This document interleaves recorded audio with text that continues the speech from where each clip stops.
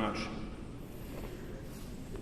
The Russian poet Irina Ratushinskaya once said, "There is one God. He is alone. It is not our business to divide him into pieces."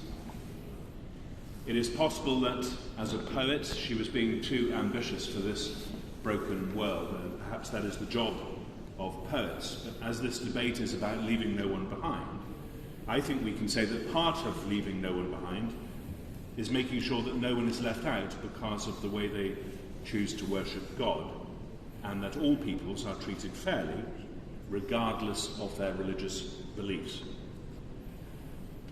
Religious discrimination cuts at the heart of what is most personal to each individual. 84% of people in a Pew study around the world believe in God in some way and describe themselves as religious.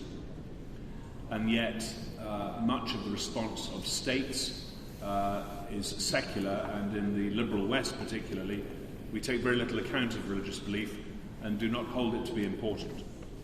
I've just come from the United Arab Emirates, an Islamic country which has recently built one of the world's most beautiful mosques, the Sheikh Zayed Grand Mosque, as an emblem and a focal point for tolerance and peaceful coexistence in a conservative Islamic country which openly allows Hindus, Jews and Christians to worship in their own way, in their own temples, synagogues and churches. It is a sign of great hope for the world.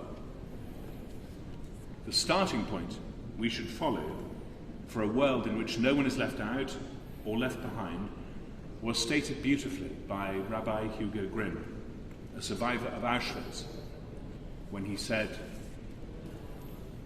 "Hold no one insignificant and nothing improbable, for there is no one who has not his or her place, and nothing that has not its moment." If everyone were to follow this simple maxim, it would be an important step towards creating a fairer and kinder world.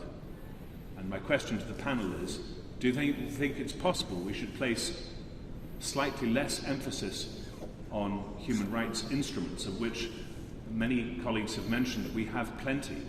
On paper, I think our Spanish colleague said, but it is time for action, not paper. Should we place less emphasis, perhaps slightly less emphasis, on human rights instruments and more emphasis on people practicing being kind?